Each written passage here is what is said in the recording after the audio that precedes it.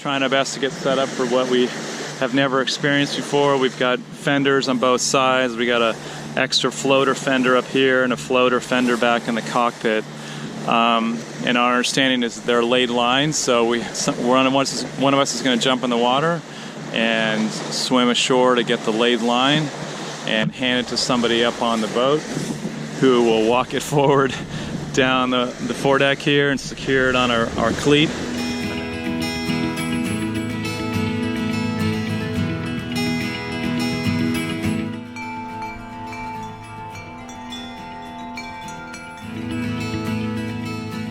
Our last video left off with us exploring down the west coast of Corsica. We continued further down to the very southern point, a port called Bonifacio, to drop off Emmy and to pick up our new guest, Matt and Michelle. Now, Bonifacio is a tricky spot. It's a really narrow harbor, and it's got a main port as well as a Calanque della Catena right west of it. And that's where we were going to moor up. The port itself is very expensive and crowded, so we chose the Calanque instead. We had quite the dramatic entrance as we were coming in with crosswinds, confusion around mooring lines, and exactly where the best to tie up. But thankfully we got some help from our neighbors, and we picked up our confidence and moved ashore and had a great time exploring Bonifacio. As always, we look forward to your comments, and we hope you enjoy the video. Okay, we're on our way into Bonifacio. Read a lot about this before over the winter time, so we're really excited. This is the southern tip of Corsica. Really tall cliffs and a narrow entrance here that apparently is kind of hard to see until you're right there.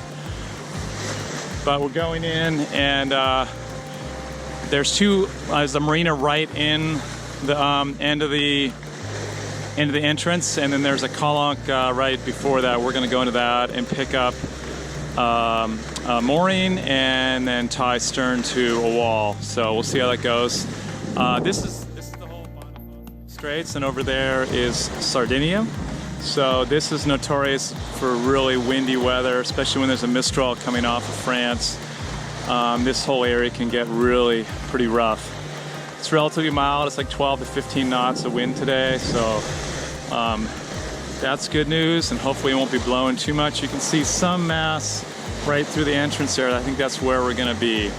My understanding is there's not a lot of help at the marina. There's the other main marina with docks and all that. There's assistance available there, but at this one, which I think is run by the same organization, is not as much assistance. So we're going to see how that goes in terms of just managing ourselves. What we heard is that with two people it's a real challenge, so hopefully the third person will be the magic thing that we need to make it drama free, and we'll see how it goes. So as we started to approach the harbor in Bonifacio, I started to get all our lines together. We've got two 50-meter long lines, so about 150 feet total in length for each one, and we use these when we're coming into a harbor where we think we might be tying off to a distant, connection on shore, like on a cliff or a ring on a cliff or a rock or something like that. So I'm getting these lines ready and sort of sorting them out, but they're so big that they're easy to get tangled, and ironically in the end we didn't need them, but you never know before you enter a harbor, an unknown harbor, what you're going to need, so you kind of pull out all your artillery and see what might help you once you're in there. So we've also got some shorter med-moor lines that are about 15 meters long that we had ready as well. So getting all this ready, and it kind of belays the drama that's about to come up as I'm sort of methodically getting everything ready to go, and then everything kind of falls apart once we get inside the harbor.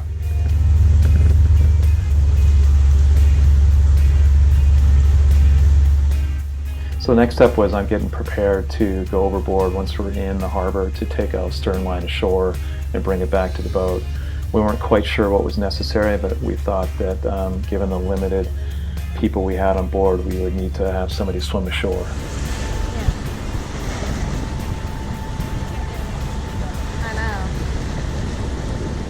One of the challenges that Karen and I face is just as a couple cruising, when you come into a harbor, especially an unknown harbor like this, where you know it's going to be a little complicated, you need like as many hands as possible. So it was really helpful to have Emmy on board but we could have easily used a couple more hands if we had them, but you don't, so you got to kind of figure out how to deal with that.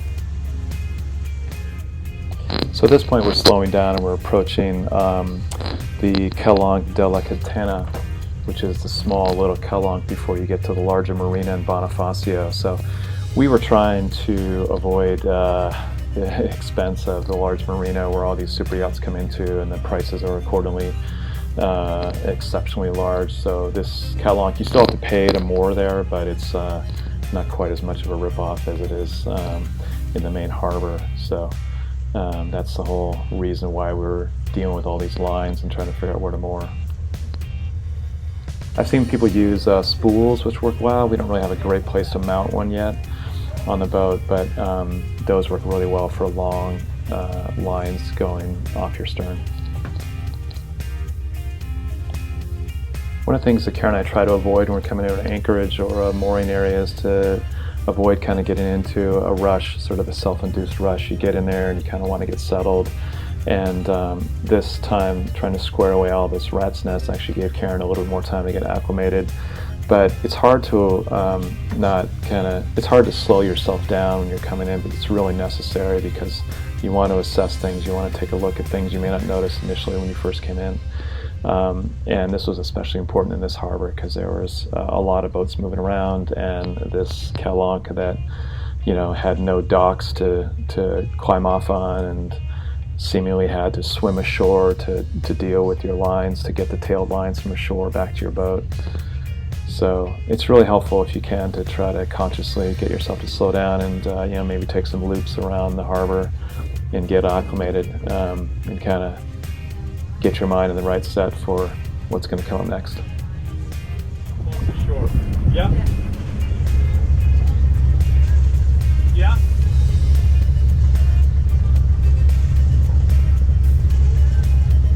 Okay.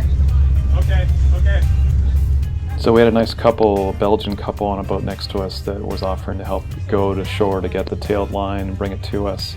So super helpful.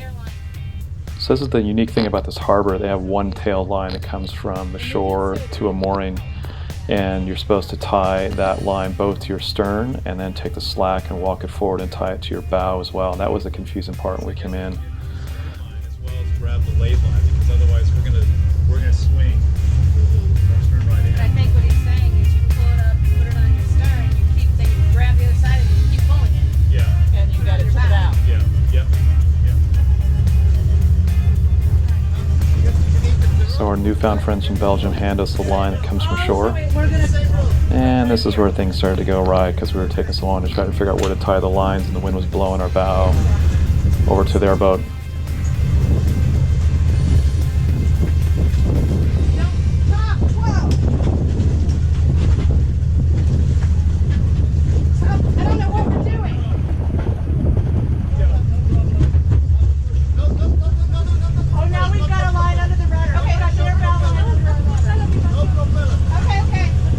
So they came around with their dinghy and they're pushing us off of their boat and asking us if we have a bow thruster, which we do not. In the end, we had 3 dinghies trying to pull us off of their boat. The wind was pushing us right down on it, and our keel and our rudder at different times were stuck around their bow line, so we couldn't move. So we can't go forward.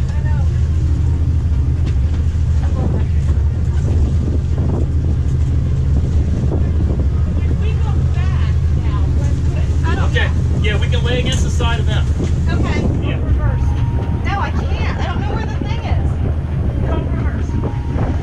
This one. Yep. Watch your stern. Yeah, you're doing good. That's good. But it's gonna get caught on our rudder. So we took a chance by going in reverse here, not sure which lines were in the water and snagging us where, but We're under your keel. It's under our keel.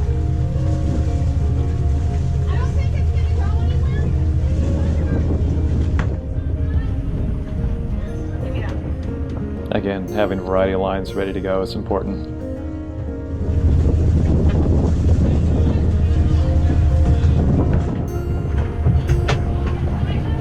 So the second dinghy that showed up is now trying to pull us upwind from I'm in a midship cleat. And then the third dinghy shows up. This guy had a big, good dinghy with a strong outboard, so he was critical in getting us off of the neighboring boat out far enough so that we could go in reverse and not get snagged again by their bow line. And of course you have the usual language barriers. French country and Belgian couple and probably a couple other languages in the mix. At this point we're floating back off of our neighboring boat free of bow lines, and we're coming close to the shallow rocks that are coming off the shore there. It's like, you know, constant problems from all directions. I know, I'm trying to. Okay, we should be good. And a fender floating away. Forward, yeah. Right. Too shallow. All right. We'll rescue that one later. Right there, hold that. All right. We're really tight over there. And then we're floating back into the shallow area again. I think we came within a couple inches of hitting these rocks because our twin rudders go down pretty deep back there. Pull in the front line. Right about there. Time to go forward. He has to go to the front because engine front, engine.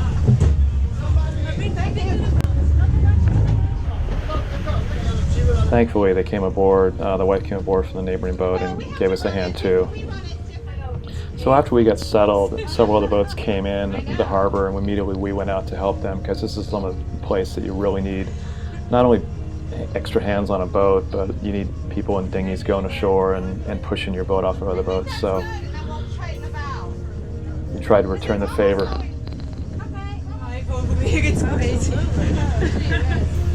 I'm just waiting until my husband gets home right back again, and then I see. So what do you? We saw a lot of people do this in other parts of the Med where, you know, sort of more informal mooring areas and where you swim a line ashore and bring it back to the boat. And so that's what I'm doing here, but in the end, actually, we just grabbed another tailed line that was already tied to the shore and used that instead of our own line. It's kind of 6 half dozen the other because it's nice to use somebody else's line. You can just drop it when you're ready to go. You don't have to worry about bringing your own line in. The trade-off is you don't know the quality and the wear and tear on that line, so sometimes I like to use our own line so we can trust it. So as our heart rate came down and we had a chance to kind of reflect on what worked and what didn't work, we had a couple of lessons learned that we wanted to share. First off, preparation, including getting extra lines ready, making sure you have boat hooks available, anything you might need for docking. Communication and roles, making sure everybody knows what they're supposed to be doing and you're taking into account the people's skill levels for that. And then still though, making sure that there's one person in command. In this case it was Karen. She was behind the wheel and in charge of what was going on. I mentioned before slowing down and assessing the situation, making sure you're not rushed. And then being ready to accept and to give help as it may come available. But in the end, you must make sure you know that this is your boat or your charter boat and you're the final decision maker on what's safe. And last, of course, buy a thruster. We could really use one, and we're going to get one on our boat. So we had a chance to explore ashore in Bonifacio. Really loved it. It's a beautiful sort of peninsula outcropping. Yeah, it's where a lot of the expensive boats and the famous and rich go, but it's also a lot of natural beauty, and the castle and the ramparts, especially the way they light it up at night, was really, really dramatic and beautiful. And finally, we'll leave you with some weekly highlights as we reflect on our week aboard with Emmy. Hope you enjoy it. Okay, so we're in Bonifacio at a little restaurant called Mama Gina. Mama Gina. Mama Gina. Mama Gina? Yes, so had a great week with Emmy on board, and so we got a couple highlights that we're going to share of our week together. So it was really cool. So I'm going to start with our special guest, Emmy. Hi. Okay, I'm going to do 3 favorites, not one. The first is the crossing from the mainland to Corsica. It was exciting. We had perfect wind, and I'd just never done a sail like that, so that was really exciting. The second favorite is the pre-breakfast snorkeling at Cap Rosu, which was fabulous, going in and out of caves and lots of fish and rocks, above water and below water, really exciting. And the third was seeing Bonifacio, which we kept hearing about and it really is an amazing, amazing place to see. You got to visit here. All right. So thanks, Emmy, for that. I'm chuckling because those are my three, all right? So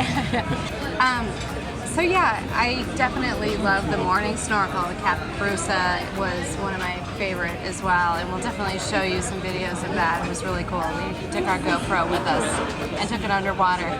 One of the things that I loved was being able to drive through this the national park, their marine and land park that's called Scandola.